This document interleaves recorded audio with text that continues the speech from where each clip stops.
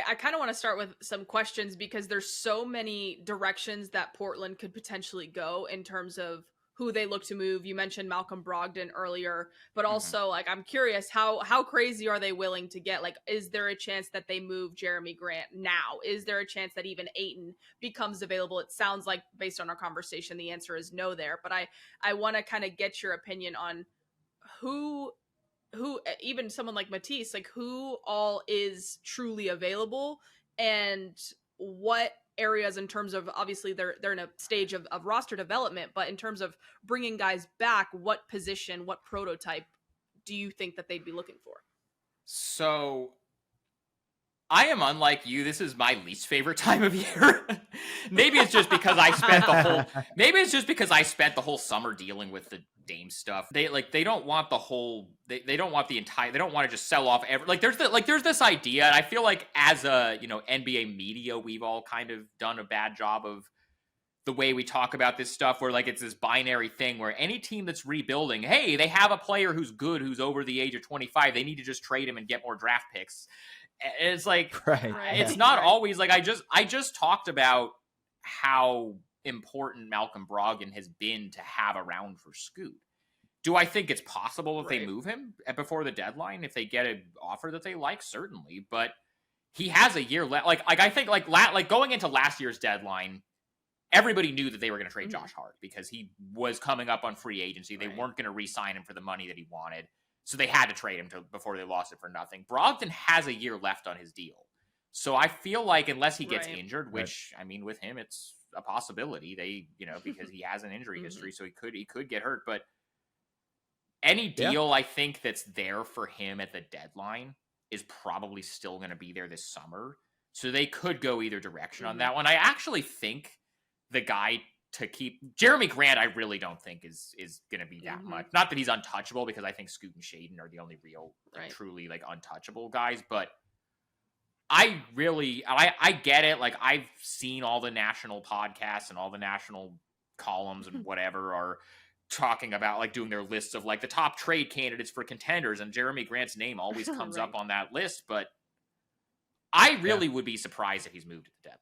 I think from an organization, like they love him, like he's a great locker room guy. They also like, he's happy, he wants to be in Portland, he likes the city and the organization. Like, and the other thing about him is like with Brogdon, you understand why there's a thought that they move him, because they have so many guards they're building around. Jerami Grant isn't really blocking anybody as far as getting minutes. Right. Like he like Right. So I think it's pretty unlikely that Jerami Grant gets moved before the deadline. Brogdon, I could go either way on. I think I could see a scenario where they do. I could also see a scenario where they maybe wait until the summer on him. But Matisse Thybulle is actually the most interesting one to me, because he is the type of guy, and don't get me wrong, they love him. They would be happy to keep him around, but he is the type of guy that is more valuable to good teams than he is to teams in Portland's position.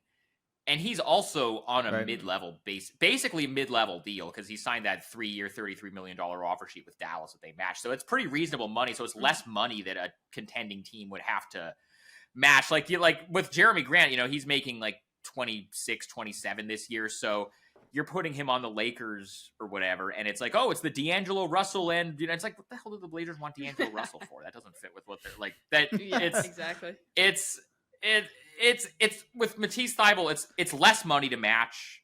He doesn't have the injury history. He's younger. He, I think, is just a good 3-point shooter now. I think a lot of that was just and he's that's what I was going to bring up. He's shooting the ball well, 39% on four attempts a game. That's good. We'll put it this way. He was actually a decent 3-point shooter his rookie season in Philadelphia. Not like great, but he was like 35% or something. Something respectable. And then from his second year on, he shot terribly and also didn't shoot. And then he gets to Portland. Yeah, they barely let him shoot. And suddenly he can shoot again and is willing to shoot again. And I mean, I don't know. I don't know what the mitigating factor there was between his second season. I don't know whether there was a coaching change that was made that maybe affected some things, but I don't know. But I think the point being that he's had over half a season's worth of games in Portland now between the end of last season and the start of this season. And he's shooting, I don't know what his updated percentage was, but when I looked a few days ago, it was over 40% on like 4 attempts per game. So it's like, okay, maybe this is just legit now. So that the point being, that's a guy, and that's also what he does defensively. That's the type of guy on the type of contract that contending teams are going to be interested in, and that they could get some real off. So I think that's somebody. If I had to rank as far as like their veterans, like who is most to least likely to get moved before the deadline, I would say probably Thybulle 1, Brogdon 2, Grant 3. I really don't think Grant's going to be moved before the deadline, or maybe even not in the summer. Okay. Yeah. I'm actually curious where you stand on Simons then, because like he's not necessarily a veteran. I don't think you could call him a veteran, but he is obviously a guard, and maybe not the guard that you're picking between Shaedon, Scoot, and Simons. Do you think they would entertain offers on Anfernee Simons at the deadline? Not right now. Down the line, maybe. Okay, right now, no. He's their best player. Now that he's healthy, he's their best player. And he's Scoot, as we talked about, Scoot and Shaedon are not ready for being like the full, you need to have somebody in the backcourt who is a scoring threat and is somebody that other teams double team and send guys at. Like, right.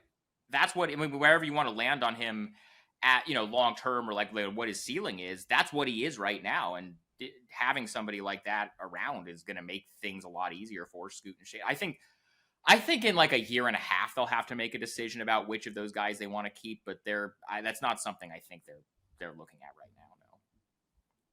Yeah, that's fair. I think what's so fascinating to me about Portland right now is that a lot of these guys, like even though the timing might not be right to trade them, guys like obviously Matisse, but also Simons and Jerami Grant, I think that there are a lot of teams that could really, really use a guy like that and would find a way to put the right package together where the price would be high enough to maybe make it worth Portland's time to even hear. And so that's what interests me so much right now at this next trade deadline, because there aren't many teams that are big times that are could be big time sellers that also have really, really solid players that can be on a contender that present upside. Like those situations are few and far between, but it sounds like Portland is a lot more content with where they're at from in the short term and in the long term than maybe most people realize from the outside. I don't think they're going to do nothing. I think at least one of those guys is going to be moved, but I don't think it's going to be. I don't think it's going to be like at the 2022 deadline where it's like, got to get CJ out of there, got to get Norm Powell out of there, got to get Robert Covington. Like I don't think it's going to be that type of situation where they're just selling off everybody. Hey, thank you so much for watching. If you want to check out a full episode of the Objective Basketball Podcast, the link is in the description. We'll see you guys there.